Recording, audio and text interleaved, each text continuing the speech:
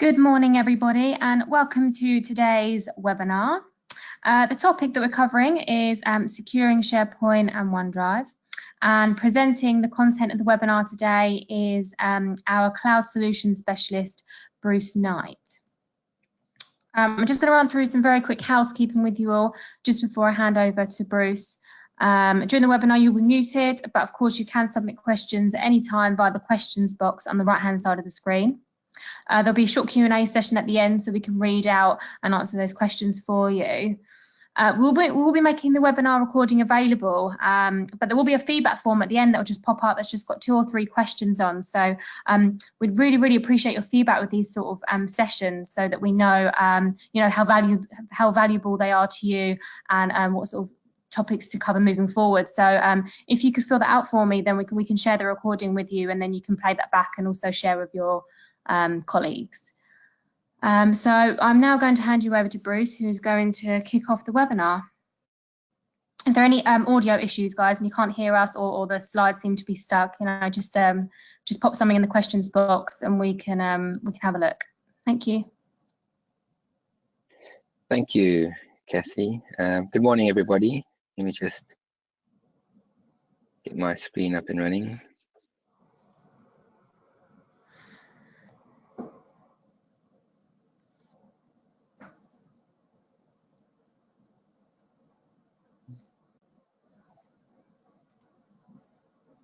Cassie, can you see my screen there? Sorry, just want to double check it's showing.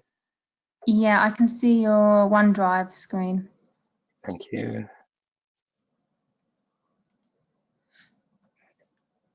Okay, so welcome everybody, and thanks again for joining the call today. I think over the last couple of weeks and months, we've had more of a focus, I guess, on Microsoft Teams in these sessions, and so we also had one specifically covering security governance and compliance in Microsoft Teams. So we thought today we'd focus more on security and governance and compliance for SharePoint and OneDrive. I guess I speak to quite a few customers, and there are always lots of concerns around leveraging cloud storage, SharePoint Online, OneDrive for Business to share content across other organizations, and obviously making sure that when they do enable those features that it's done in a secure way. I guess from our point of view, it's a lot more secure to share content via SharePoint and OneDrive than, say, for instance, you send out an email with an attachment. Whoever receives that email attachment, they can take that document, send it to somebody else, and you don't have any sort of trail or audit trail on what's happened and who's accessed that content. Whereas if you're sharing it from SharePoint and OneDrive, you can keep tabs on who's accessed that document. You can get a notification when somebody does click on the link to take them into the document. You can restrict things like download. You can apply all kinds of sensitivity labels to content to encrypt it. And we'll go through some of these features, and there's some new capabilities that have come in that's in preview today. So there's still a few hiccups with some of the preview features. So if my demos don't work as planned, they sometimes work and sometimes not. But I guess that's the whole point of it being in preview. They're still working out some of the kinks. But we'll see if we can get it to work in the demo. And I'll show you where you can go to enable some of the new preview features in your tenant, because I think what they're doing with sensitivity labels and sites and groups will make your life a lot easier when you are trying to leverage SharePoint or OneDrive to share external content and invite guests into your SharePoint environment to be able to share with them as well. So we'll focus on three pillars today: simplify governance, extensibility. We'll cover a little bit off in that space, and then access policies. So we'll jump in with access policies first, and that's more of a focus around obviously users and how they connect into SharePoint from an external environment, for example, or perhaps you have some users internally and you want to restrict and give them limited web-only access if they're, say, logging into SharePoint or OneDrive from their own personal computer at home rather than a managed device. So, being able to just restrict what kind of content they can consume from their personal device rather than their managed PC, for example. So I think we've covered off conditional access a few times in previous sessions, but of course SharePoint here is a first-class citizen in conditional access. So you can set up and create all kinds of policies based on the usual, sort of user location, application, real-time risk and device, and then put specific policies in place whether you want to allow a user into SharePoint if they're on your corporate network, but if they're working from home, perhaps you'll require MFA. And then there's additional capability that you can leverage within SharePoint and manage that through things like if they're coming in from a personal device, give them limited web-only access or restrict them from access completely. So there's a couple of additional things you can do with SharePoint specifically, and I'll jump into those. There's also the ability to leverage Microsoft Cloud App Security here in a conditional access policy to redirect all traffic to SharePoint, for example, through the Microsoft Cloud Access Security Broker, to then restrict things like download and do real-time monitoring of all that traffic to your SharePoint online site. So then, for example, you might create a security group for the guests that are coming into a specific site in SharePoint, and then you can say things like, we'll restrict download if they're coming in from that security group, and make sure that they get redirected through the MCAS server. So then you don't have to do things based on whether it's a managed or unmanaged PC, but rather you could do it based on the user that's logging into the service through Cloud App Security. And we'll quickly jump into those with the demo as well, so you can see what the user experience would look like, as well as how to quickly set it up in the tenant as well. So I guess the first off, probably the quickest thing is to go and have a look at, and every user has SharePoint Online or OneDrive for Business license, whether it's E1 or E3, will be able to go in and look at some of the external sharing capabilities, so whether or not you want to allow your users to share a link that will give them access, and anybody who has that link will be able to jump into the SharePoint document library or OneDrive to be able to access that content. It's probably not a recommended setting to have, so you could dial it down to something else there. Access control, we spoke a little bit about that, but I'll show you in the demo where you can turn it on through the SharePoint admin console, and then what happens when you turn that on, a conditional access policy actually gets created. And I'll show you where that is and how that looks. Then obviously the MCAS piece will jump in there, and I'll show you how to turn that on as well. And there's some new capability coming. So this was announced at Ignite a couple of weeks back. The ability to turn on MFA for really confidential or sensitive sites. So you could be in SharePoint Online, browsing, the intranet and a couple of other sites, and then you hit a SharePoint site that's highly confidential and it's been classified that way. You can require stronger authenticating to log into that specific site. So, maybe the general intranet users have normal access into it, and then if they hit one of those sites that have this requirement, then they'd need to do a multi-factor authentication to access the content in that site. So that's coming out soon as well. I don't have the ability to demo that today. That's still a couple of months away. But if you have a look at some of the Ignite sessions and search for SharePoint, you'll be able to find that in one of the Ignite sessions and see that demoed in there if you want to see it. So I'll jump into a quick demo now around some of the access policies. So we'll start off with I guess just OneDrive, and there's a couple of native capabilities when you're sharing without setting up anything in the back end, and you may or may not be aware, but if I'm in my OneDrive here, I can go to a file that I want to share with somebody, whether it be internal or external, and just hit the little share icon over here. And from there, I can decide how I want to share that with the user. So anyone with the link, people in control. So, and you can, where you see that slide, I'll show you in a couple minutes, restrict what the user sees here when they want to share. So you have full control as an admin on what kind of shows up over here. But then the user has a couple of settings that they can set on that file when they share it. So allow editing, set an expiration date. This is probably a good thing to have anytime you share with just the link, because chances are you might share that out with a link and forget about it. It's been shared a couple of times, and you might want to just make sure that a couple of weeks later it expires, so that many months later people don't have access to that content still. And then set a password. So as you share it, you might want to set a password for that file, and then call up your colleague or send a separate email to share the password, or send it by text or whatever the case may be. So the ability to do that as you share from your OneDrive for Business in the web. So that's sort of the end user experience piece. But if I jump in now to the SharePoint Admin Center, easy enough to get to if you're in the Admin Center for Microsoft 365 or Office 365. Just jump in here to SharePoint. And if you scroll down to policies, you'll see there's two sort of tabs over here, and we'll start with sharing. And this is where you can go in and control the global settings for your SharePoint and OneDrive environment. So, do you want to have most permissive and allow anyone to share anything with just a link, or do you want to dial that down perhaps, and you can slide these down.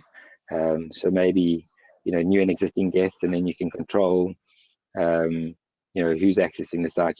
Those users are, they're named users, and you can pick them up in audit files in the compliance center.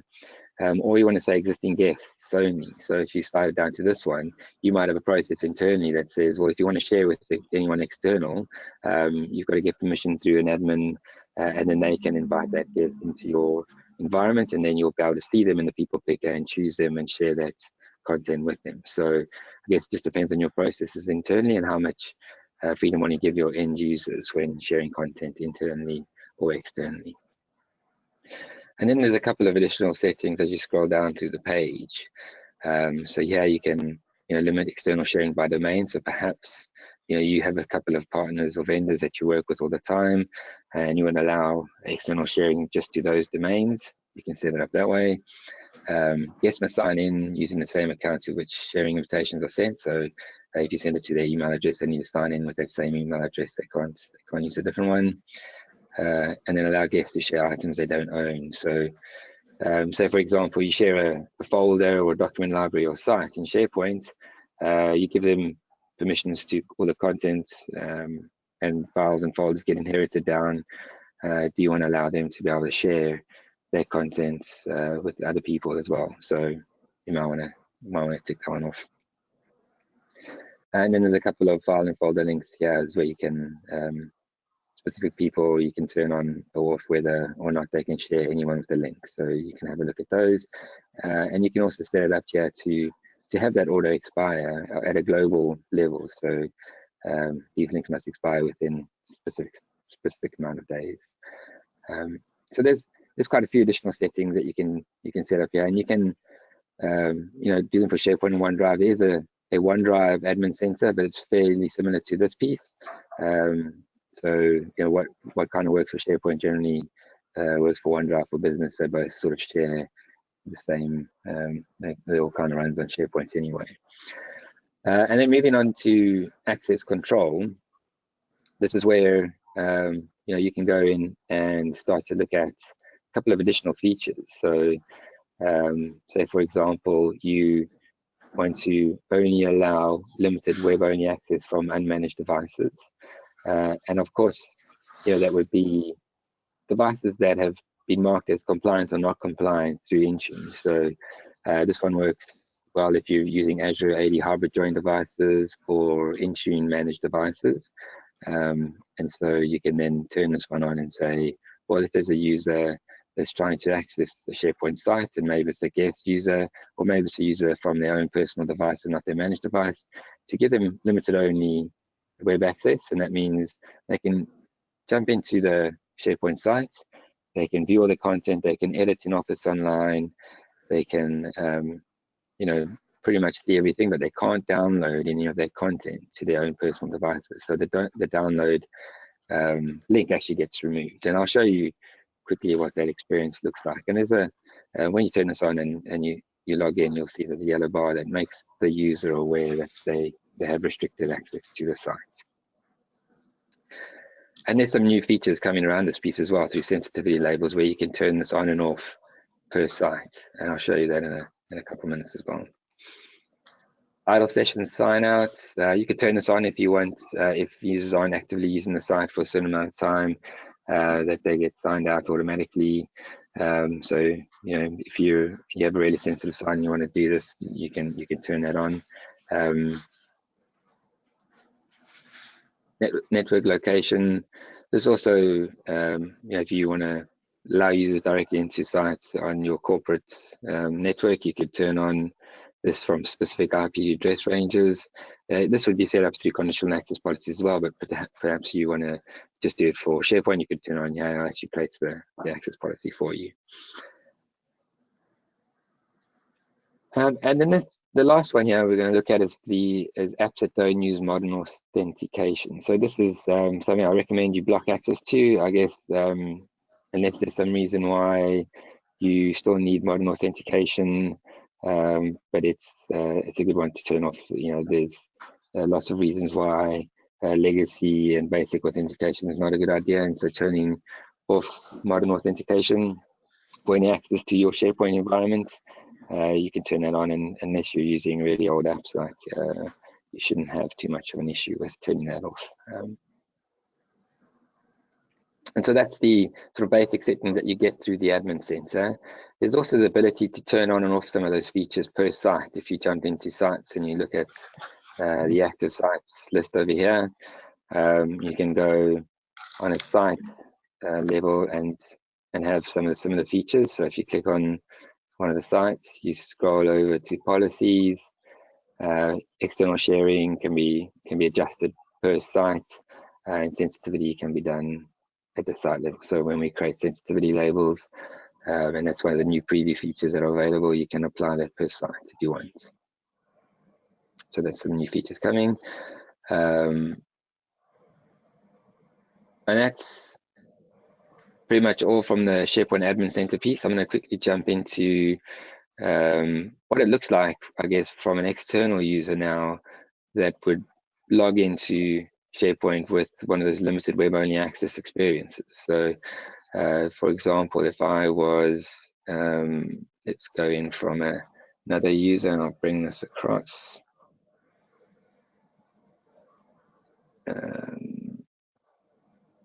Sorry, let me just go into this page here, and I've got a Northern Partner site here that's been shared with me, and they've turned on limited web-only access for unmanaged devices.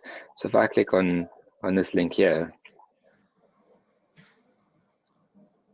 and I go into the SharePoint site, you'll see how I get this bar that shows up at the top here. So I know I can't download, print, or sync using this device. So there's no ability for me to sync any of this content using the OneDrive sync client. So when I go to documents,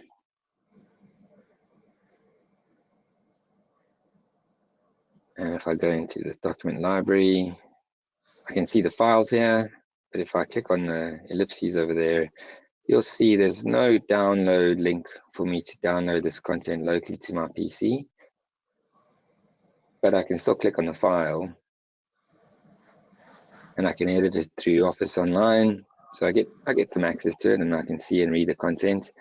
But you'll notice again that I get this yellow bar that pops up. So it's I guess really good setting if you're concerned about sharing with guests or users onto their own personal devices, and it works really well. So that's one way you can limit access to your SharePoint and OneDrive environment. Another way to do it is to turn on app control with a conditional access policy and leveraging Microsoft Cloud App Security. And that gives you, I think, a bit more flexibility in how you apply that to specific sets of users or groups. So it's not going to look at the state of your device, whether or not it's managed or unmanaged. You're going to say, well, if it's a guest user, perhaps you want to monitor that through Cloud App Security and restrict things like download, or just monitor the session. So you can set those up as a conditional access policy. And while I'm in conditional access policies, so portal.azure.com, you can go to conditional access. You'll notice I have a few conditional access policies, and these two here are the ones that get created when you turn on the unmanaged devices access policies from the SharePoint Admin Center. So if I had to go in here and I switched on the unmanaged devices tab, so I either flicked it to allow or block, and then you go into the conditional access policies. These two get created for you automatically. And so you could go in here and maybe exclude one or two users. So you could, try and just modify it to suit you a little bit better. But those are the conditional access policies that created, and you can have a look to see what they do. And if you want to go into users and groups and maybe exclude one or two users, you can. But this one kind of goes in and says, well, unless your device is marked as compliant through Intune, or it's a hybrid Azure AD join device. So if you set up Azure AD Connect, that's fine, you'll be let in, and you can then decide to require all of the selected controls or one of them. And then the condition here is with mobile apps and desktop clients and modern authentication, as well as then obviously Office SharePoint Online. And the other one is the one that actually restricts control through the browser. So this is the conditional access policy that we'll use. I think it's still in preview, but it's app enforced restrictions. I know it's out of preview now, and that's cool. So this little tick box here, it says, well, so we went into SharePoint, went to the admin center, we changed the app restrictions in there. And so now when you're accessing SharePoint, it's going to look for those and turn them on and use those restrictions to give web-only limited access, for example. So those get automatically created when you turn those policies on in the admin center. And the other way to protect content is to have a look at Microsoft Cloud App Security. If you have MCAS, so that can be a standalone purchase, or if you have EMS E5, you get MCAS. But I've created a conditional access policy already over here. And here's where you can select users or groups. So I've selected a couple of users. I've also included a Gmail account, so my sort of demo Gmail account that I use, so I can show you from an external guest perspective what happens when they log into a site that's been shared with them. But you can choose all guests and external users over here and tick that one on, and then so any guest that comes in, so you don't have to keep updating your security group or adding users into the list. You can say all guests and external users, this must apply to them. And then if I go to the apps that are included, of course we want to apply this to SharePoint Online, so I've selected SharePoint Online. And then when I go down to session controls, so access controls for session, this is where I said use conditional access app control, and that then redirects all the traffic to that SharePoint site that I access through Microsoft Cloud App Security. And then you have some capability to monitor only, block downloads, or use custom policies. So you can do additional. There's all kinds of capability when you start to use Cloud App Security as a reverse proxy, and you control the apps and how users log into those apps, and they can be applied to more than just SharePoint Online, for example. So you could use these conditional access policies when users are accessing Salesforce, for example, or other cloud apps in your environment that you use. So I've turned this one on, and if I was now to go in, so I've got a user that I'm going to jump in here with. So I will just open up, got a guest account, so we'll log in as an external guest, and that's I guess me coming in. Let me just close this out and I'll show you what the experience is when I log in first time. So let me use, I think I'll use Miriam because she hasn't logged in yet.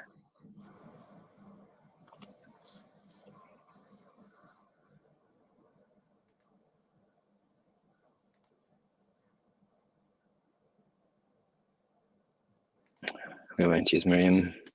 because she needs to be authenticated. Let's use Dell.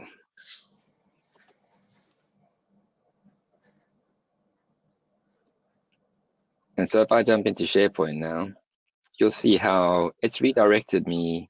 So at the top URL through the Cloud App Security security broker. So any SharePoint site that this user logs into will get this message when they first log in. So access to Microsoft SharePoint Online is monitored. And I can hide this obviously for 1 week and then continue to the Microsoft SharePoint Online site.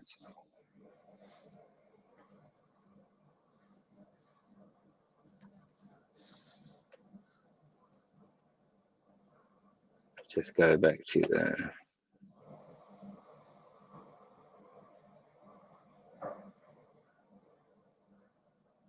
home page.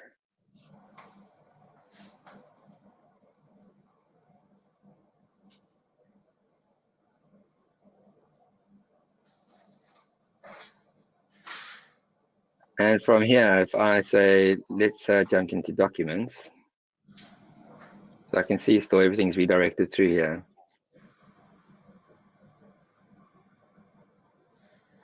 And I'll go to try and download a file now.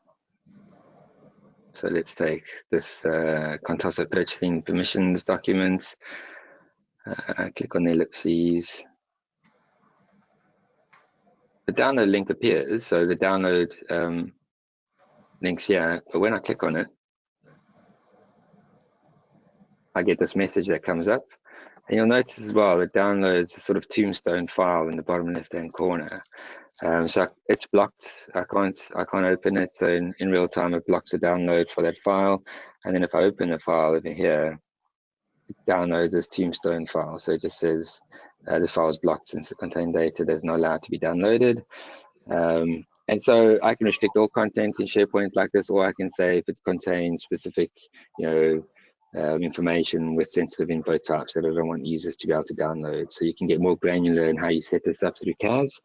But it works really nicely if you want to sort of control per user, you want to just monitor, or you want to block download, or do a couple of other things. So there's lots of capabilities that you get when you start to leverage Cloud App Security. So that's another way you can sort of restrict access into SharePoint Online or other third-party cloud apps, as long as you connect them into Microsoft Cloud App Security and you create those conditional access policies, you'll be able to set those all up.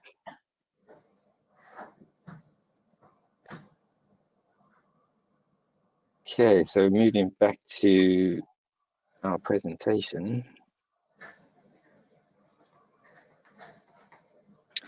So those access policies. We'll move on to simplify governance, so the second pillar. And this is around, I guess, sites and teams and groups and how you can apply some of those things that I've just shown you now using sensitivity labels, for example, as well as then using sensitivity labels to label content as well as encrypt content as well. And so Microsoft have been doing lots of work in the background to, I guess, come up with this unified labeling process, but then also to make sensitivity labels a first-class citizen within SharePoint Online. Because if you've tried to use RMS or IRM documents in SharePoint Online previously, when a user would go to a SharePoint document library that has an IRM protected file and they try and open it in SharePoint Online or in Office Online, they'd get an error message. And so, with this new preview, and if you turn on the preview, you'll be able to apply a sensitivity label in SharePoint Online or Office Online, as well as then view that content in Office Online as well. So do things like real-time co-author with a protected encrypted file, for example.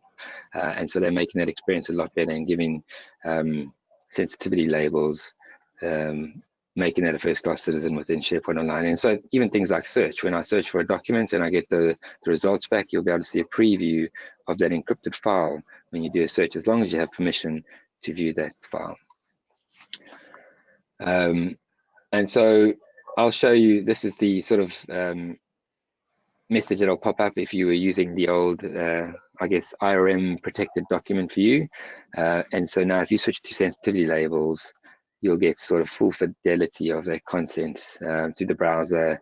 I'll show you in a demo. Hopefully it works for us, but we'll jump into demo and I'll show you where you turn on sensitivity labels and create the sites and group settings, but also enable it to work in SharePoint Online and Office Online as well. And so we'll cover that off in a demo as well. Sensitivity labels demo, let's jump into that now.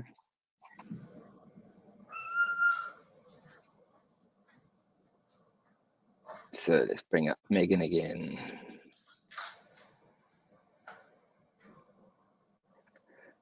And this, I guess, Microsoft is still kind of moving a lot of the things from Security and Compliance Center into compliance.microsoft.com. Right now, you could do some of these things in both places, but the idea, I guess, eventually would be that for compliance, you go to compliance.microsoft.com, and for security-related features, you go to security.microsoft.com. Whereas today, you might still go to the Office 365 Security and Compliance Center and set up sensitivity labels. You can do it in here, or you could go to information protection from within compliance.microsoft.com and create labels in here. So to create a label, obviously you create a new label. I've got a couple that I've already created, so I'll click on this external restricted one, for example, and if I edit this label, it'll go through the process of how I would have created it. So put a name and description in, and so I wanted to set up a label that end users could use when they create a new SharePoint site. They'll be able to classify that site, and it will show up in the corner, so you can see that it's an external restricted site, for example. And then also this site, users would be allowed to invite guests into that site, but then those guests that come into the site would have a web-only restricted access. So similar to how you saw when I logged in as that user and I saw the yellow bar at the top, you can now use sensitivity labels to apply those settings on a per site level. So rather than just setting it at the global level, you can go in now and say, well, depending on the label that the end user applies, give them specific functionality. So name and description, encryption, this is where you can turn on encryption for this label as well, and we'll show you. I'll show you that in another label. So here's the piece that I wanted to call out, and this capability here will be available if you've turned on the preview, but if you haven't, you won't see this yet. And here you get specific settings. So first we'll look at privacy, whether or not you want to make this a private site where only members can access it, or a public one where anyone in your organization can find that site and get access to it. So if you select this as private, you have to only invited users will be able to get into the site. And this one over here is a good one. Obviously, this is an external label, so I want to allow users to invite people outside of the organization to this group. So I'll tick that one in. And then this is where I can control what happens when an unmanaged device accesses that site. So allow full access, allow limited, or block access. So if I create for example, maybe a highly confidential label, I might have this as private, take the tick box away because I don't want to have a highly confidential labeled site shared with external guests, for example, and then maybe blocked access from any unmanaged devices. So if you're coming in from your personal device, or you're a guest trying to get in, you won't get any access to that site. You wouldn't be able to connect to it at all, unless you were on a managed PC. And so that could be an example for a confidential label that you create. Obviously, the next few settings, auto labeling, similar to if you've ever used sensitivity labels or Azure information protection labels, you'd be able to apply these and go through the next settings. And when you finish, submit that. And then they're available to use when you create a new team site or you create an Office 365 group, which then creates a SharePoint site. And also in Teams. So I think we may have shown that in Teams, but it applies across. So when a user logs in, they'll actually see the classification of the site. As said, this is still in preview, so some of the classifications don't always show up So you can see our project Falcon has the label applied, and I can see it over here. But I applied a label to this one. The settings are adhered to, but just the classification is not showing up for some reason today where it was yesterday. So, you know, it's not 100% right yet, and I think they're still working on it. There's a good site to go and have a look at, and I'll share the site with you that tells you how to troubleshoot some of the issues while they're still in this preview mode. This is my demo environment, so I don't mind if there's some issues like that. So, you know, now I've set up a label, I can apply it to a site and then restrict policies and apply features to that specific site. And then the idea there, I guess, is that when a user goes in and creates a new site, for example, so if I just go back to, and you jump in here, SharePoint, and I create a new site, any team site, it will show up in the bar over here. Or if I go to, for example, I go to Outlook and I create a new group, the same thing applies. So it's not showing for me in when I create a SharePoint site, but it works for me when I go and create a new group, for example. And we'll know Office 365 groups creates a SharePoint site, it creates a mailbox, and it creates Share Calendar, as well as then you can connect that into Teams if you want. So here, if I select the external restricted label that I just created, I can see private group and guests are allowed. I can give it a name.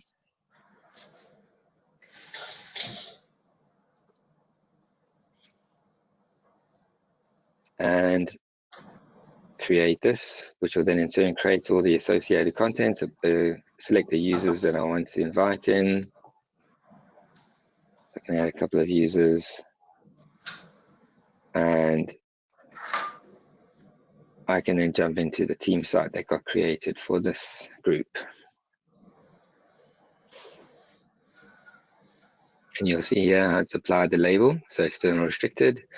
And then those settings that you set up will then allow you to either invite guests as a member or not. So if I chose one that was highly confidential, for example, I wouldn't even be able to find a guest and add them into the site. So I'm really restricting them from sharing externally, for example.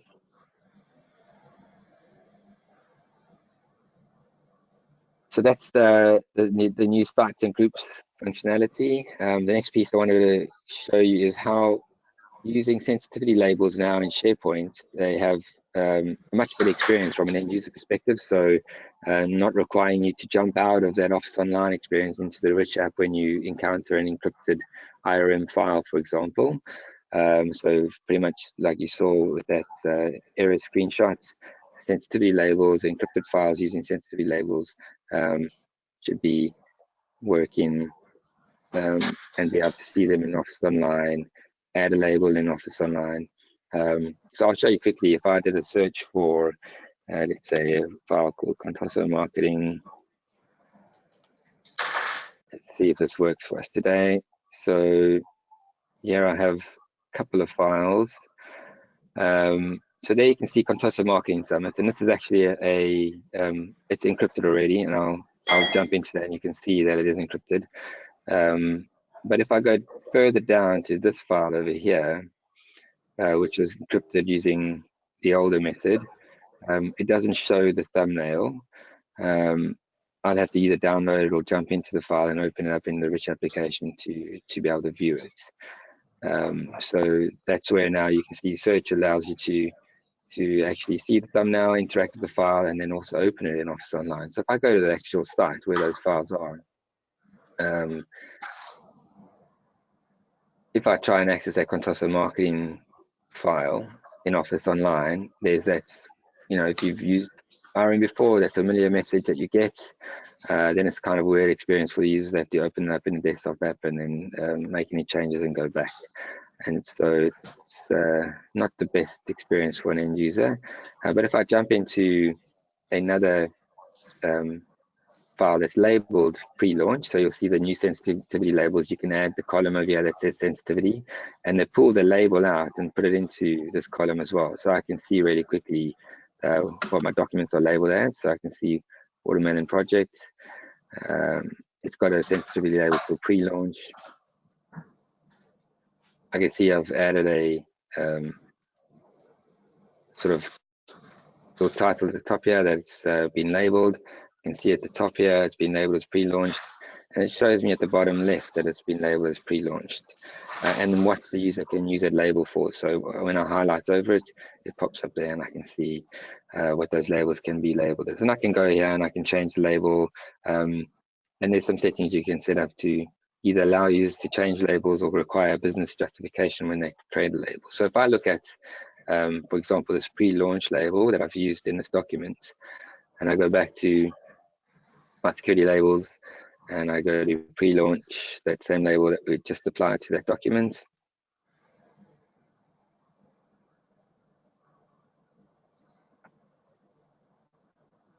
We edit that one. And so this one I've turned on encryption. I have some options here to say whether I want to assign permissions now. So I define what those permissions are and which users and groups have access to that content.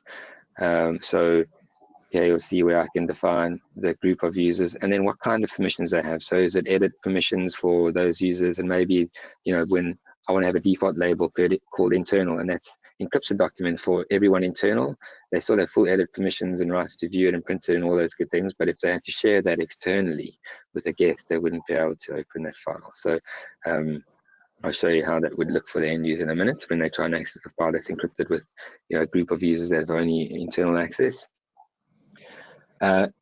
User access to content, you can set it so it expires after a specific date. So you might apply sensitivity label, encrypt the documents, and then a set of users have access to it after a specific date or time or number of days, you expire access to that content altogether. Allow offline access. This gives your users the ability to say they're syncing this and they go offline and they're traveling on an airplane, for example. They'll still be able to open the file as long as they've stayed within the number of days that you define over here. So you might, if it's highly confidential label, change this to always be or never be offline accessible. So every time that user opens a document, it will need to check against the service to make sure that they have the correct permissions and they're still allowed to open that content. But you can also give some sort of flexibility and give them a couple of days offline access, because the chances are in 3 to 4 or 5 days you wouldn't have changed permissions on that content, unless it is something that changes frequently. You've set that to never allow offline access. And so those are some of the things you can set up from an encryption perspective with labels. You can also do things like add watermark, headers, footers, and so then when a user applies a label, it will then apply those permissions as well as apply any headers or footers or watermarks to that as well. So if I go back into shared documents in Watermelon Gate and I have a look at some of these documents here, for example, let's open this Word doc. And so that's a document that's been encrypted using a special projects file, and I can, say for example, open this in a desktop app if I want to as well.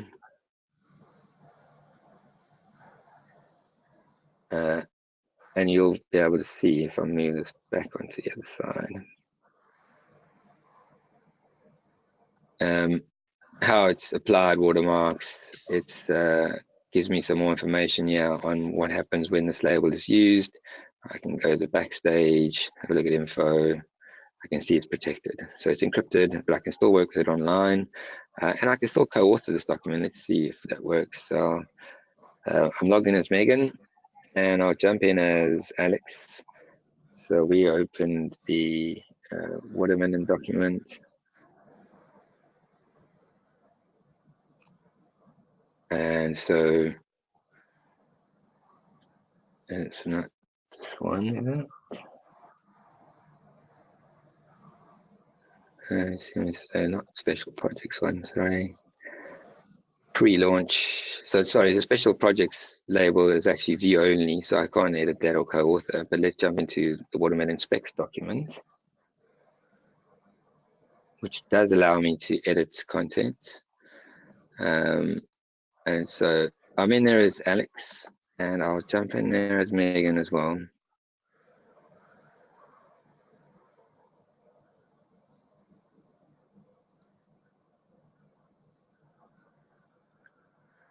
Watermelon specs. So there I'm in as Megan, and I'm in there as Alex as well. So you'll see at the top here, I can see that Megan is on this page, and we can, so I can add stuff here. And if I jump across to the other screen, for example, add more stuff here. So just being able to do co-authoring in a file that's been encrypted using sensitivity labels. So it's really good. I think it's come a long way. I guess if you never use sensitivity labels, for you, this wouldn't be that amazing. But if you have been using Azure Information Protection previously or RM documents, this was never possible. So you get the sort of full rich collaboration features now when you apply a sensitivity label to a document in Office Online, or if you pop this out and you use sensitivity labels in Office 365. And you can also do the same sort of things like auto apply labels if you have the right capability or the right license for that. So if I was working in a document, for example, and I think I've created some keywords to trigger off when I type in watermelon, for example, and we'll see if they trigger in a minute, or it could be pelican as well. And as I'm typing and entering content, you'll see how auto label pops up here. And I've set it to say, just recommend that they apply a label, for example. And you might start out creating the label and saying, okay, I'll apply it automatically, but I'll recommend to start off with, just to see how end users adopt those labels. And then eventually, if I'm confident that my labels are working as they should, then I can auto classify content without having this pop up over here. So as a user now, I can see it recommends that I change it to special project. I can hover over here and get some more information, and then just change it now if I want to. And then so that will then apply. So you'll see at the bottom here, it's now applied special projects label to my content. If I go down here, it's applied the label. And so I can at least make sure that everything's been labeled correctly. And in preview as well, and coming soon, will be the ability to create rules-based auto labels as well, to say, even if a user doesn't interact with the content, so they copy files into a document library, if it contains maybe 5 or more of credit cards, to automatically apply a label at rest. So that's without the user even opening that document to then apply that label, whether it be automatically or manually, that you can do this at rest as well. So that's something that's coming.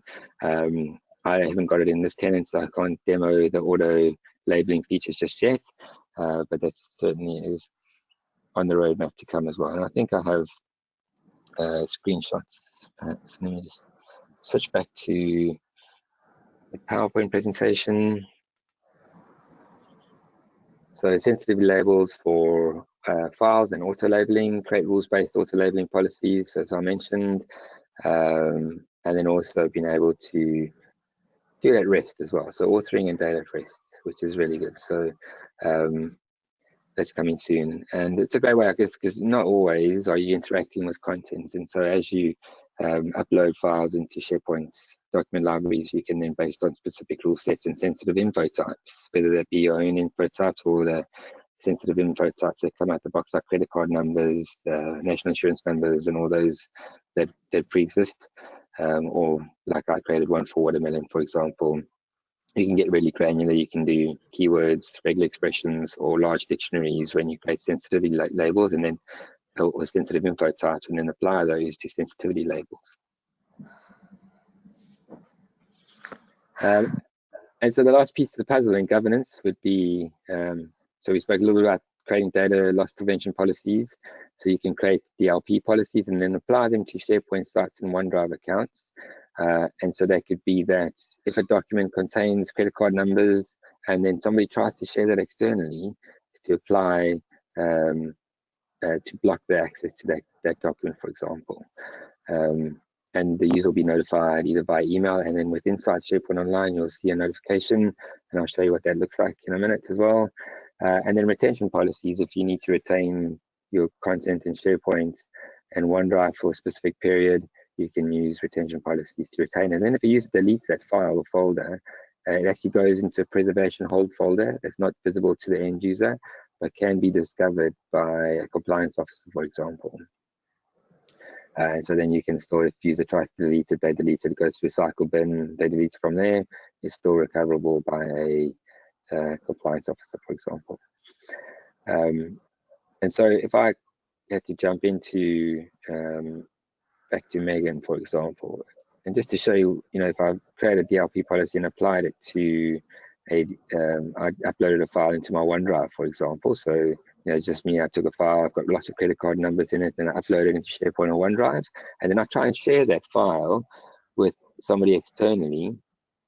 It'll then notify me, and so let me just jump into OneDrive and I'll show you what that looks like.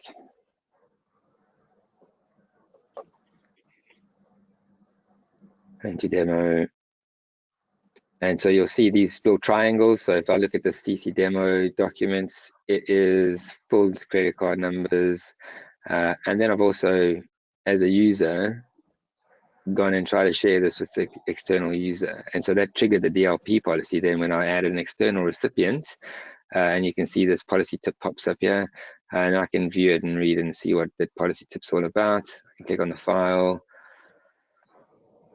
And I can just get more information over here, and it shows that policy tip as well. So as the end user, I can see that, there's something wrong with this content. It can also trigger off an email to an administrator to say that somebody has tried to share a sensitive info with an external user or external link. And then as an administrator, I can go in and take action, for example. So using DLP policies, that's kind of effect you can have. This is kind of a passive DLP experience similar to that of Teams. So as soon as I upload it in here, and then I might apply that link to share with anyone, and then it might take a couple of minutes for that to actually apply and restrict external sharing, for example. So that's something you might want to think about. But if I guess we're using Microsoft Cloud Security, you could do it in real time with session monitoring. And so DLP credit policy, I've got an existing one here already, for example, for credit cards, I showed you in my file. And so here's where you can create, I guess, a different policy for whether it's, say it contains 0 to 5, for example, credit card numbers, maybe just notify the user with email and policy tips. But if it's more than 5, then restrict access to the content, notify the user, send incident reporting. So different rule based on low volume and high volume. And so then you can create that DLP policy and then apply it across SharePoint, OneDrive, as well as Exchange and Teams if you want to. So you can get really granular in how you set those up and apply them. And then from an information governance perspective, retention policies are really important if you have regulatory compliance or specific reasons why you need to retain data, and that could be data based on the type of information that's contained in that data. So it could be, this data contains financial information and therefore we need to retain it for 10 years. This data contains personal information and we need to retain it for 5 years, for example. So it could be based on a label that you create, or you could retain data just indefinitely, I guess, for all content in a specific site or everywhere. So if I had to create a new label, a new policy for SharePoint, for example, go to settings, this is where I can define, I'm going to retain it for 7 years, 8 years, and then once that period is finished, so retain the content based on when it was created, and then after that, do you want to delete it? And you can say, yep, so we'll keep it for 8 years and then delete that file. Or you want to just keep everything forever, and you can do that as well. And then you could go into more advanced, and that could be detect content that contains specific words or phrases or contains sensitive info types. So that's, like I said, when, depending on the type of content from that file, and then apply the retention policy. And so once you've applied a retention policy across content in SharePoint and OneDrive for Business, if that gets deleted, like I said, it goes into the preservation hold folder, not visible to the end user, but still discoverable and exportable to whoever needs that content later on, for example. So it's retained. You can find it and then export it at a later stage if you need to. So I'm just finishing up with the last couple of slides. So if you would like to try sensitivity labels in SharePoint and OneDrive, you can enable that in your tenant. Maybe you want to first test it out in a demo or trial tenant. As mentioned, if you go to the site, so you could take a picture of that barcode or the URLs at the bottom. There's lots of information on how to first turn on the preview, and then just how to troubleshoot some of those issues. So you saw some of them creeping up in my tenants. So if it's not showing up properly in SharePoint when you create a new site, for example, what to do to resolve some of those. In some instances, you need to contact Microsoft support to resolve it for you. It might just be that you need to run PowerShell scripts or do something else, or there's just a way for creating new sensitivity labels, and then you generally have to wait about 24 hours for it to properly work within your tenant. So if you create a label straight away with sites and group settings, just give it a bit of time to start to show up in your tenants as well. And then obviously publish those policies out to the users that you want to be able to use those sensitivity labels. So jump in over there and have a look. And just the last piece here, I guess, on extensibility, being able to interact with those sensitivity labels using PowerShell or the Graph API, or even Flow now. So for example, you might create a site that's labeled confidential, and a user uploads a whole bunch of files that are labeled internal or external. You can have a flow that runs on a schedule, or when a new file gets added to a document library, it goes in and checks the sensitivity label of that file and then moves it to a different folder or site, for example, or applies a different label. So you can use Flow to interact with sensitivity labels and then do specific actions. So the trigger will be if a file gets uploaded to this document library and contains this sensitivity label, then do this. So it's really nice now that you can, or coming in preview, I think I checked the other day and it wasn't in yet, but it's coming soon, where you can use Power Automate to configure flows based on sensitivity labels. And then obviously PowerShell Magic, if you use those to pull out sensitivity labels and then do specific tasks or actions based on those. PowerShell's been around for some time, but now you can interact with those sensitivity labels as well. I think that's all we have time for. But just the last slide here, what's available soon, what's coming next year, and what's sort of top of mind. So these are some of the things we spoke about today. And if you, I think we'll share this after the recording. And so if you wanted to have a look at some of these links that I've posted up here today, and if you haven't had a chance to write them down or catch them, you can always go back on the recording. And or if you have any questions, or you want to have another sort of session with either myself or one of my colleagues, feel free to put that in the form at the end, or to contact your account manager, and they'll be able to set up a one-to-one with either myself or one of my colleagues to just go into some of this detail a little bit more with you. But thank you very much for your time today, and I'll hand it back over to Cassie. Thank you, Bruce. Some really interesting points there, so I hope it was useful for you all on the session today. Yeah, if you do have any questions, pop them in the questions box on the right-hand side of the screen, and now's your opportunity to ask them. We've got someone who has asked, this was earlier on in the session, it might have been around OneDrive. Is there a way to see from an admin view what has been shared externally and by whom, etc.? Yeah, you certainly can. And I mean, there's tools that can do it. So if you had, for example, Microsoft Cloud App Security, it's really easy to set up and to get those views in Cloud App Security.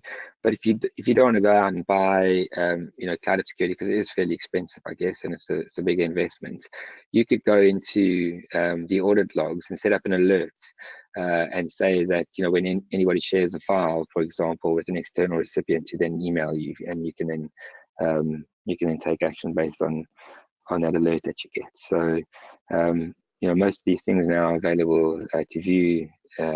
If you go into the compliance, security and compliance center, and you go to search, you go to audit log search, and you have a look at the sort of activities that get logged for SharePoint, you'll see there's quite a few in there, and you can create an alert policy based on any of those activities. So that's a nice way, I guess, to see that. And then I think in some of the reporting, you'll be able to see, which files are being shared externally. I'm not sure on the level of licensing required for that, but if you want to know a bit more about that, we can maybe take that offline and have a think on that piece. Perfect. Yes, as Bruce said, if you are interested in one of the Bruce or one of the other team coming to your office, we are actually offering some free one-to-one workshops. So if you want to get anything booked in January, now's the time to get things booked in. So on the feedback form, there is a section that you can just say if you're interested, or if you would just like some more information at this point, then that's also fine. Make a note on the feedback form. Again, if you fill that in, we can share the recording with you, and that'll be later on today or tomorrow morning. So I guess all that's left to say is thank you for joining us, and Merry Christmas, everyone, and hope you all have a happy New Year. Thanks, Bruce. Yeah, thank you, everyone. Bye-bye.